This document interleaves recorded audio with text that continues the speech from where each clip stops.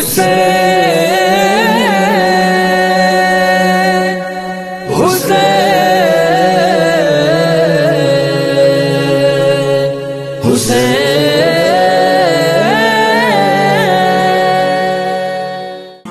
2 مرتبہ ختمی مرتبت کو زہر دی گئی. جو بھی ہوا سارے حالات آپ کے سامنے.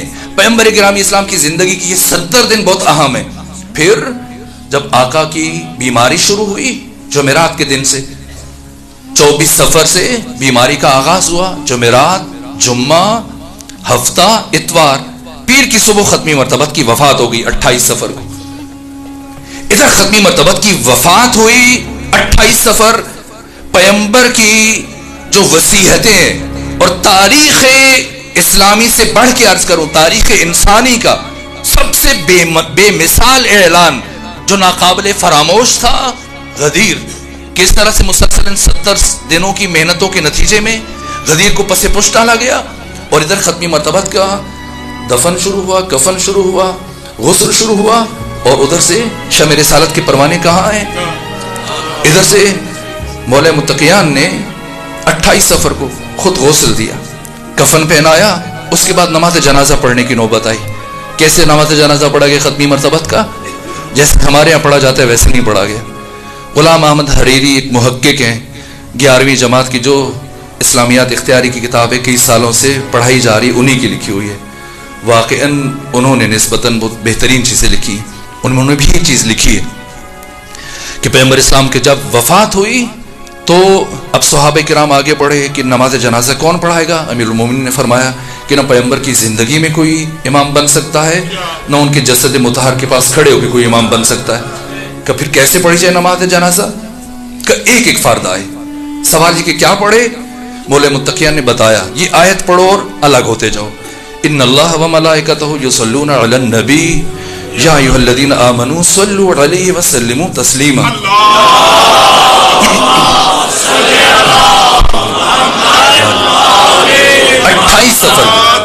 میں یہ پچھلے مراحل بیان نہیں کرنا چاہ رہا تھا اس لیے کہ اگلے مراحل کے لیے میرے پاس وقت بہت محدود ہے، لیکن ناگزیر تھا تاکہ ولایت کے ابتدائی مفہوم کم سے کم روشن ہو جائے تاکہ پھر میں آگے نتائج کو بڑھا سکوں. اب 28 صفر کی صبح میں پیغمبر اسلام کی وفات ہوئی. پہلے مرحلے میں غسل و کفن دے دیا گیا، پھر صحابہ ایک ایک کر کے جنازہ پڑھتے رہے. لیکن بہت سارے ایسے افراد تھے کہ جنہوں نے نماز جنازہ میں شرکت نہیں کی. اسی 28 صفر پورا دن، پھر 28 اور 29 صفر کی درمیانی شب، پھر 29 صفر کا پورا دن گزرا، 2 دن مسلسل. پھر 29 اور 30 صفر کی درمیانی شب یعنی منگل اور بدھ کی درمیانی شب نماز عشاء گزرنے کے بعد آدھی رات کو دفن کیا گیا. تمام محققین مورخین نے لکھا ہے ایک رات ہے بیچ میں، ایک آدھی رات ہے، ایک پوری رات ہے، پورے 2 دن ختمی مرتبت کا نماز جنازہ آپ کا جسد پڑا رہا. کس کس نے نماز جنازہ پڑھا جا کے تاریخوں میں دیکھ لیجئے. ادھر ختمی مرتبت کو 29 اور 30 کی درمیانی شب، نصف شب یعنی ہنگام سحر آپ کو دفن کیا گیا. اجماع ہے سب کا، تمام مورخین نے لکھا. اور دوسری طرف کیا ہو رہا ہے؟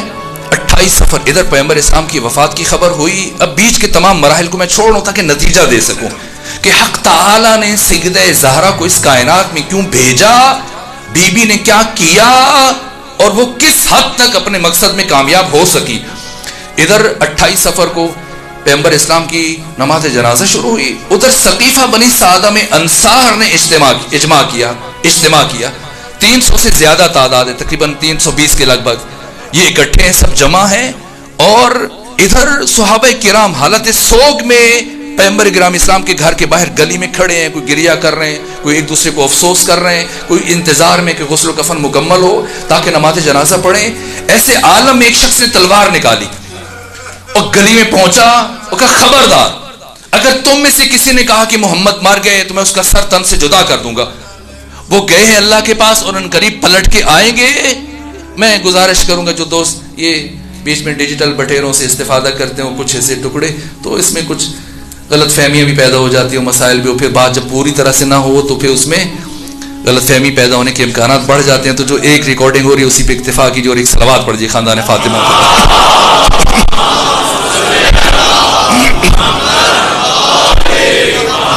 ادھر تلوار نکالی کہ اگر کسی نے کہا تو میں اس کا سر تن سے جدا کر دوں گا. اب صحابہ کرام مسلمان جو سوگ کی کیفیت میں، دکھ کی کیفیت میں، پریشانی کی حالت میں گریہ کر رہے ہیں، دکھی ہیں، رنجور ہیں، جب ایک اچانک سے عجیب بات سنی، سب حیرت سے اس طرف دیکھ رہے ہیں. ایک جوان صحابی جس کا نام ہے عمر ابن زائدہ، اس نے جرأت کی، آگے بڑھا، قرآن کی آیت پڑھی کہ اگر پیغمبر اٹھا لیے جائیں یا وفات کر جائیں تو کیا تم الٹے پاؤں کفر کی طرف چل پڑو گے؟ ڈانٹ کے خاموش کر دیے، خاموش ہو جاؤ، اگر مزید بات کی تمہارا سر تن سے جدا کر دوں گا. اب اسی کیفیت میں یہ فت کھڑا ہے. اس اسنا میں کسی کو روانہ کیا، جاؤ کسی کو بلا کے لاؤ. وہ دوڑتا ہوا گیا اور اس کے بعد دو بزرگ دوڑتے ہوئے، ایک ابو عبیدہ جراح اور ایک اور فرد ہے. جیسے وہ دو افراد پہنچے، ان ابو عبیدہ جراح کے ساتھ آنے والے فرد نے وہی آیت پڑھی جو پہلے عمر ابن زائدہ پڑھ رہا تھا، جس کو ڈانٹ کے خاموش کروا دیا گیا تھا. کہاں میرے ذہن میں نہیں رہا تھا. تلوار کو نیام میں ڈالا. اب یہ تین افراد اور چوتھے مرحلے میں عبد الرحمن بن عوف مکی یہ بھی پیچھے شامل ہوا، اور یوں یہ چار افراد پہنچے ثقیفہ بنی سعدہ میں، جہاں پر سعد بن عبادہ کا انتخاب ہو چکا تھا اور اب بیعت ہونے والی تھی. انصار کی طرف سے یہ بیعت کرنے لگے تھے. جیسے ہی بیعت کرنے لگے یہ سب پہنچے، کہا کہ کس نے تمہیں حق دیا کہ تم خلیفہ منتخب کرو؟ کہا ہماری قربانیاں ہیں، ہم نے ایثار کیے، اپنی زمینیں، جائیداد، اموال میں تمہیں شریک کیا.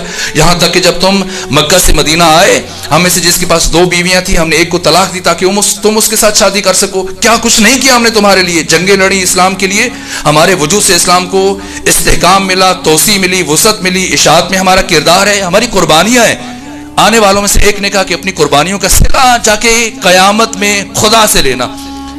یہاں پر پیغمبر اکرام اسلام کی وصیت کے مطابق ان کے جانشین کا تعین ہوگا، اور پیغمبر نے فرمایا تھا کہ میرا جانشین میرے خاندان سے ہوگا، اور ہم پیغمبر کے اہل خاندان ہیں. اب یہاں پر بات شروع ہوئی. انصار نے کہا ٹھیک ہے، ایک تم میں سے ہو جائے، ایک ہم میں سے ہو جائے. کہ مگر دیکھا ہے تم نے کہ کسی جماعت میں، کسی گروہ میں 2 امیر ہوں، امیر ایک ہی ہوگا اور وہ ہم میں سے ہوگا. اور اس کے بعد کسی کا ہاتھ آگے بڑھایا گیا اور سب سے پہلے صاحب شمشیر نے اس ہاتھ پہ بیعت کی، پھر عبد الرحمن بن عوف مکی نے، پھر سعد بن عبادہ کا چچا زاد بھائی نعمان بن بشیر کا بشیر، اس نے ہاتھ بڑھایا، بیعت ہوئی. سب نے بیعت کی، تمام انصار نے، سوائے سعد بن عبادہ کے. اور سعد بن عبادہ کو اسی روز قتل کروا دیا گیا. اور تمام تاریخوں میں اب لکھا ہوا کہ سعد بن عبادہ کو جنہوں نے مارا، اب جنہوں نے مارا ان کو پتا ہے کہ کنہوں نے مارا، قتل کر دیا گیا. ادھر سے انصار بیعت کر چکے، اور اب مہاجرین کا یہ مختصر گروہ کہ آہستہ آہستہ اور بھی افراد آتے رہے، شامل ہوتے رہے، یہ ثقیفہ بنی سعدہ سے نکلے. اب راستے میں جو بھی آ رہا ہے بیعت لی جا رہی ہے. یہ پہلا گروہ ہے انصار.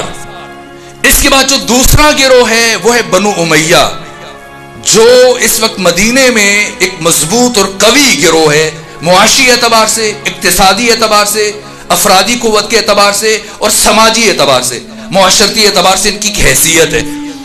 دوسرا گروہ. اب صورتحال نہیں معلوم اب وقت کتنا بچا ہے، میں چاہتا ہوں کہ میں اشارے کروں اور کچھ چیزوں کو چھوڑوں، شاید نتیجے میں نقص رہ جائے، مجھے معاف رکھے ہو، کبھی توفیق ہوگی تو میں بات کو مکمل کر دوں گا. لیکن اب میں اختتامی مرحلے کی طرف بڑھ رہا ہوں. ایک انصار، دوسرے مرحلے میں بنو امیہ. پیغمبر کی وفات کے موقع پر سردار بنو امیہ ابو سفیان مدینے کے اندر موجود نہیں تھا، شام میں تجارت کے لیے گیا ہوا تھا. اسے سفر میں ختمی مرتبہ کی وفات کی اطلاع ملی. جیسی پتہ چلا، سب سے پہلا سوال اس نے یہ پوچھا کہ پھر خلیفہ کون بنا؟ بتایا گیا فلاں شخص کا خلیفہ بنا. اس نے تمام اموال اپنے غلاموں کی سپرد کیے، سرپٹ گھوڑے کو دوڑاتے ہوئے پہنچا مدینہ. رستے میں سوچتا رہا کہ تیر تو کمان سے نکل چکا، اب کیا کیا جائے، چلو بھاگتے چور کی لنگوٹی صحیح. تو سوچتے ہوئے سیدھا پہنچا جناب عباس کے پاس، پیغمبر کے چچا کے پاس. اور جانے کے بعد کہا کہ خلافت چاہ تو بنو ہاشم کا حق ہے، یا پھر بنو امیہ کا حق ہے. یہ فلاں قبیلے کا فلاں فرد کب اس لائق تھا کہ اسے خلیفہ منتخب کر دیا جائے؟ کہ تو پھر بتاؤ کیا کیا جائے؟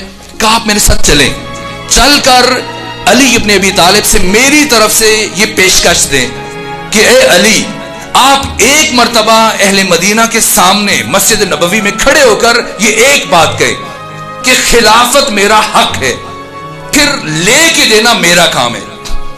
میں مدینے کی گلیوں کو گھوڑا سواروں سے اور پیادہ لوگوں سے بھر دوں گا. جتنے تیر خرچ ہوں گے، تلواریں خرچ ہوں گی، نیزے خرچ ہوں گے، اونٹ خرچ ہوں گے، افراد اور سپاہی سب میرے.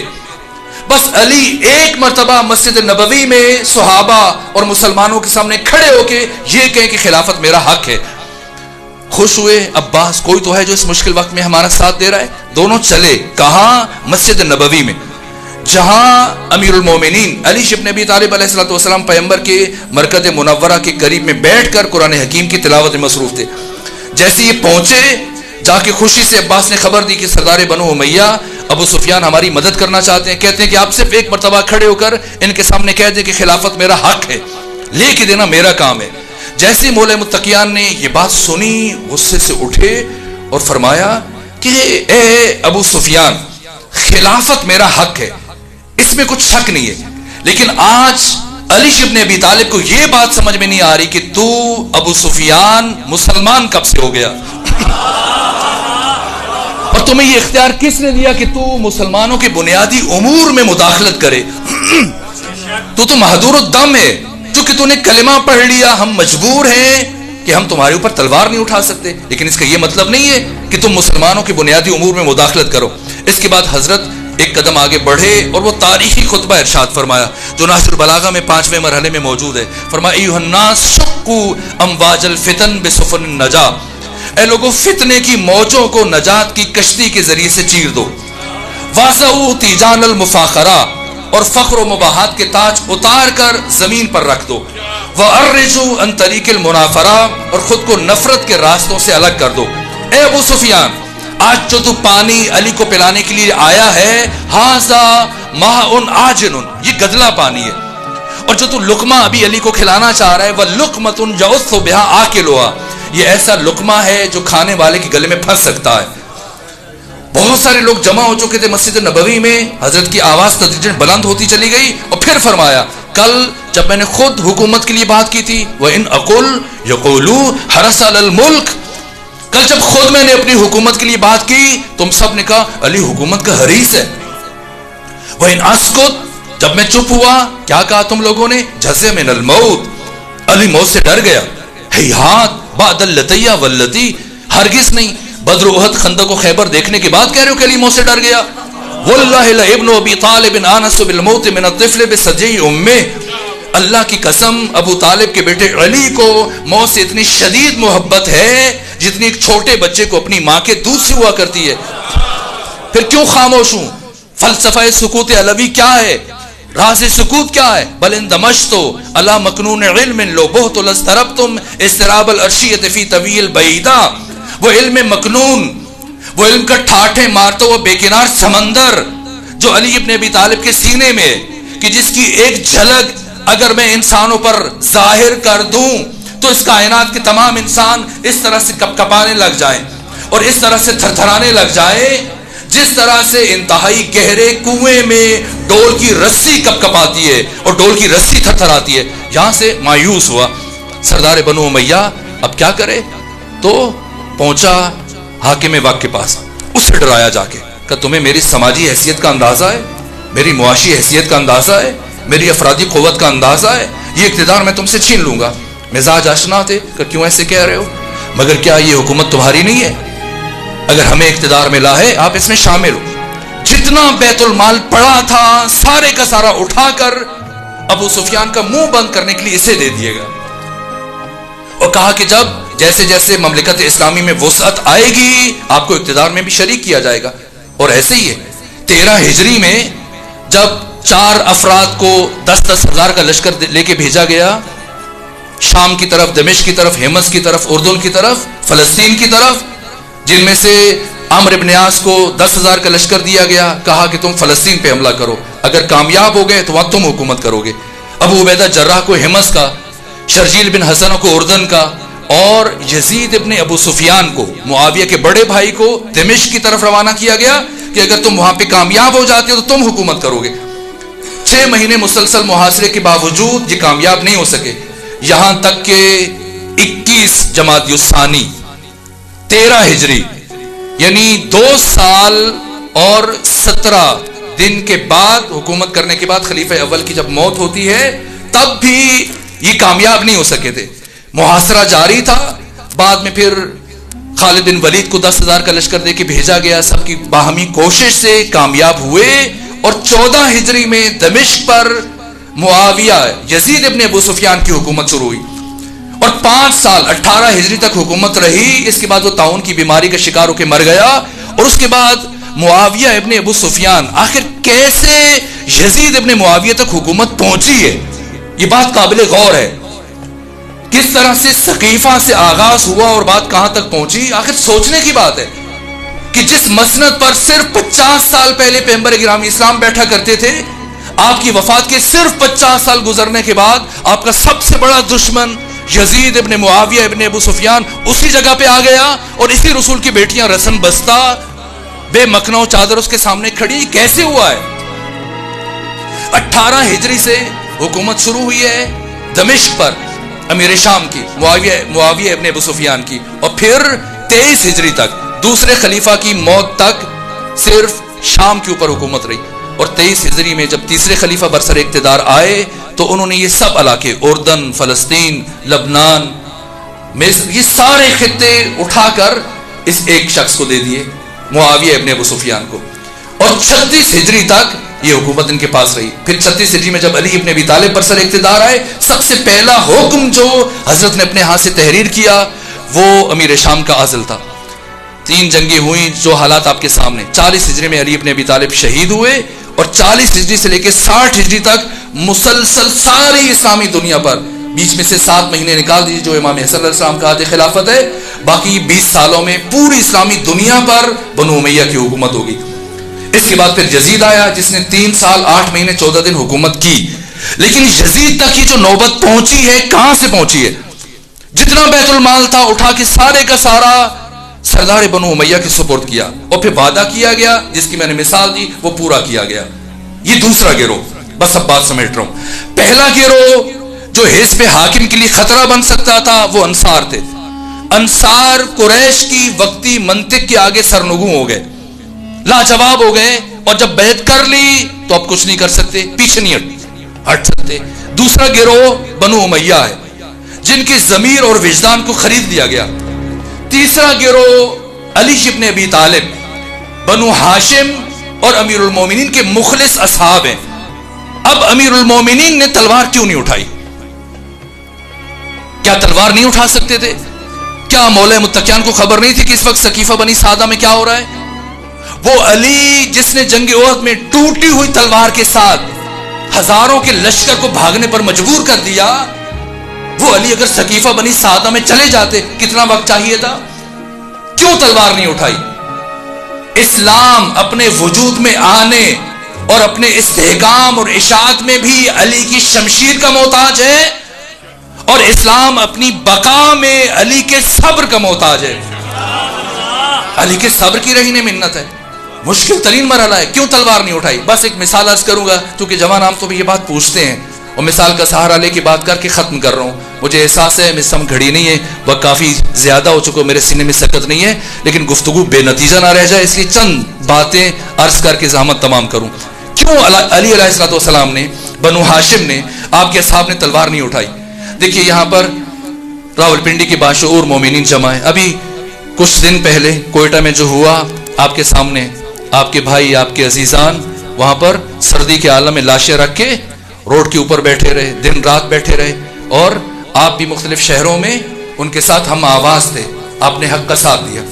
اسی کیفیت کو جب یہاں کے آپ کے مخلص دوست سوچتے ہیں تو سوچتے ہیں کہ جو مسلسل تشیع کی پاکستان میں نسل کشی ہو رہی ہے، انہیں دیوار کے ساتھ لگایا جا رہا ہے، چن چن کے ان کی شخصیتوں کو مارا جا رہا ہے، ان کے بنیادی حقوق کو پائمال کیا جا رہا ہے، انہیں کلیدی عہدوں سے ہٹایا جا رہا ہے، تو کچھ ہمیں اجتماعی طور پر کرنا چاہیے.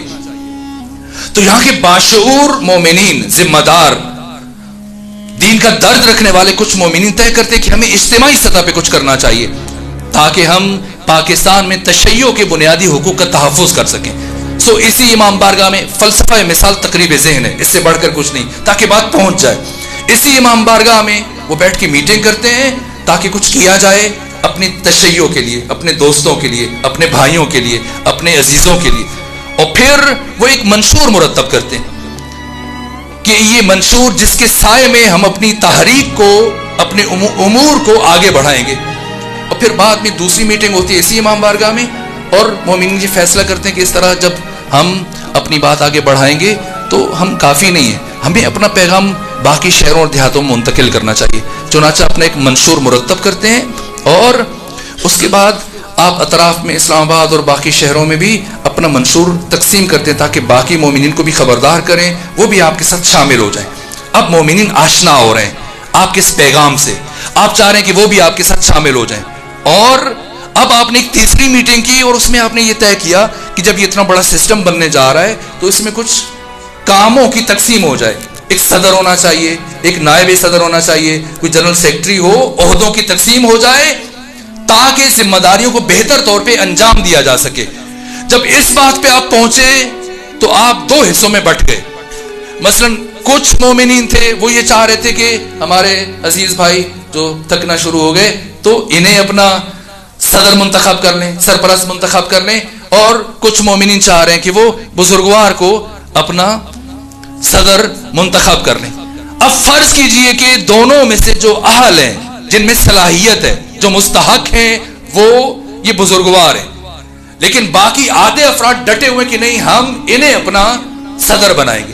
ہمارے دوست ہیں اسی لیے میں ان کو پیچھے رکھ رہا ہوں تاکہ ناراض نہیں ہو, تو انہیں بنایا جائے. وہ دستبردار ہونے کے لیے تیار نہیں ہے.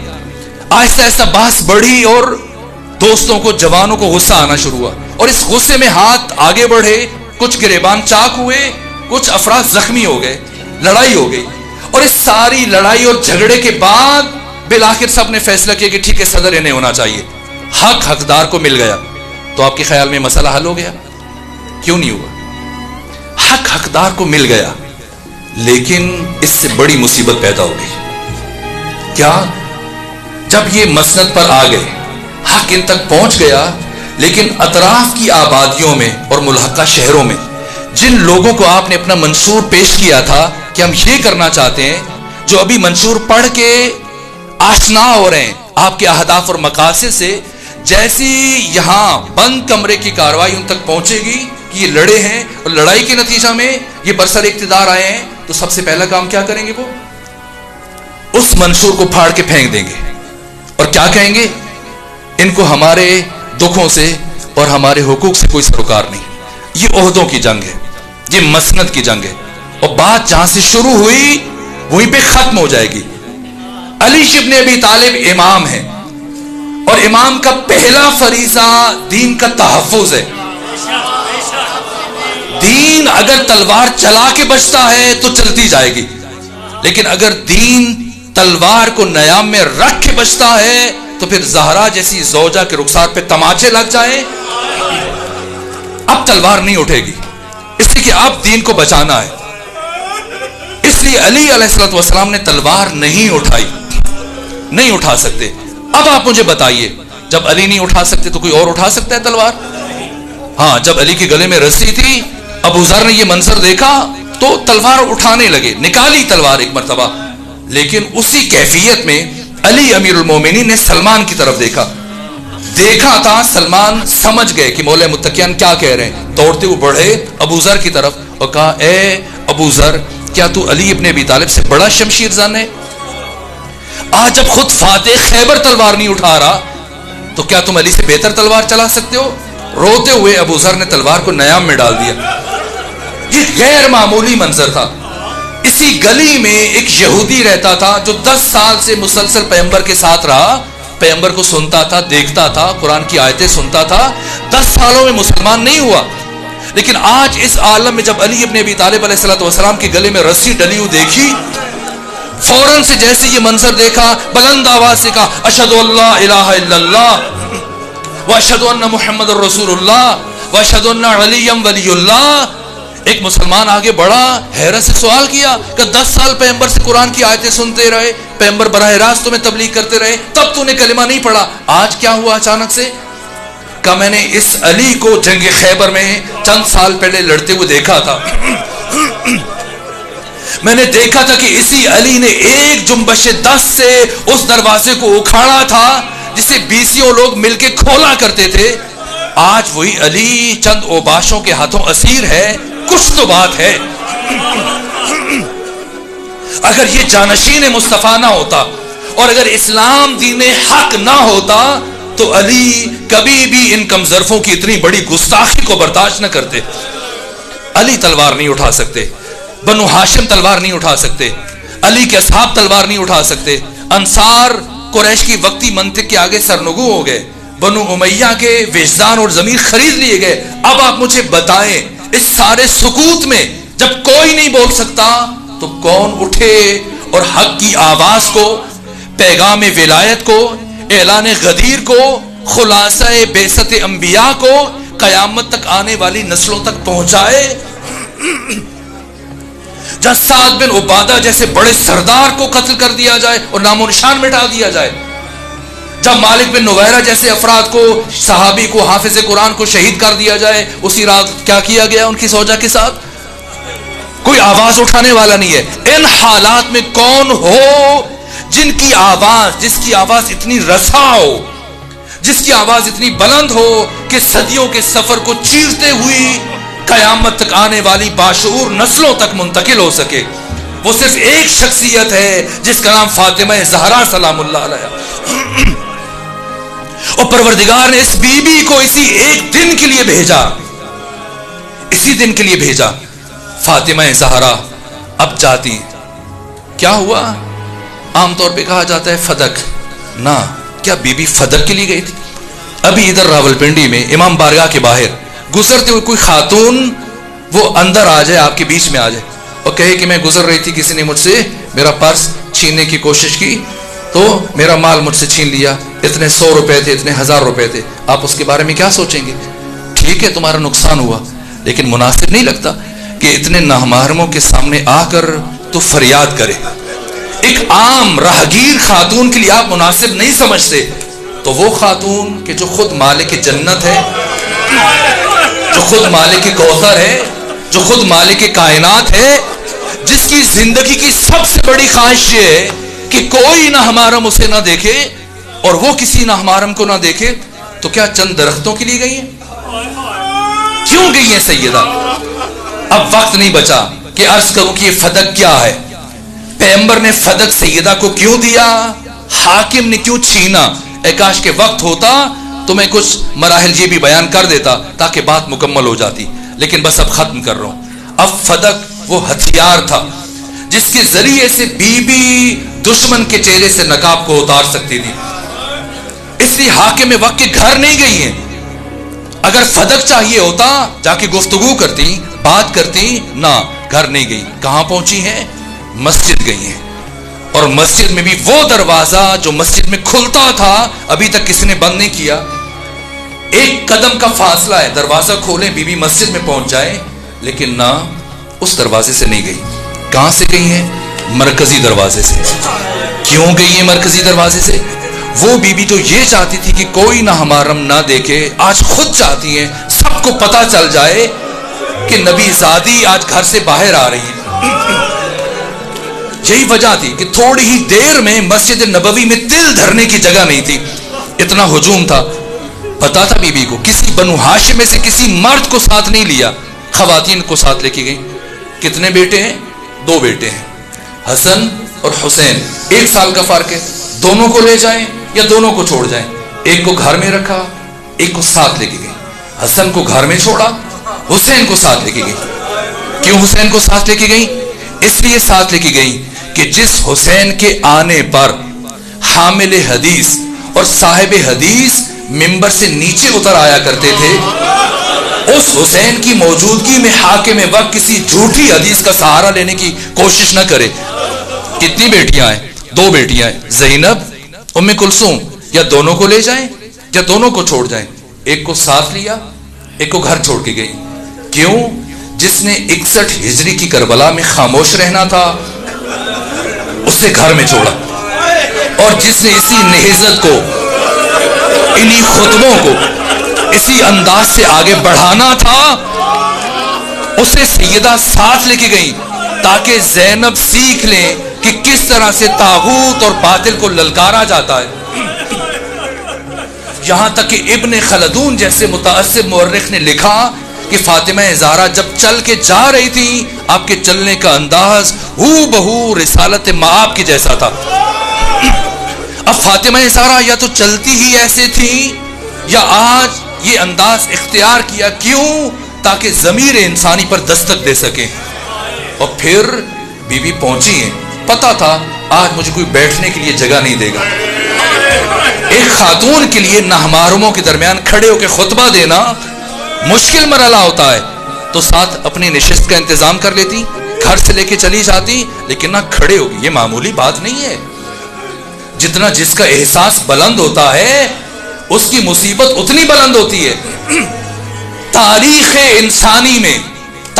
انسانی میں کسی باپ نے اپنی بیٹی کا اتنا احترام نہیں کیا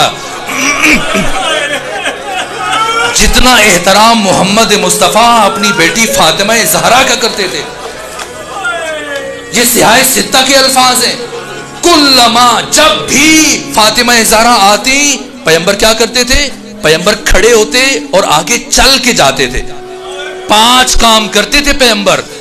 سب سے پہلے کھڑے ہو جاتے، پھر کھڑے ہو کے انتظار نہیں کرتے، پھر خود فاطمہ کی طرف چل کے جاتے تھے.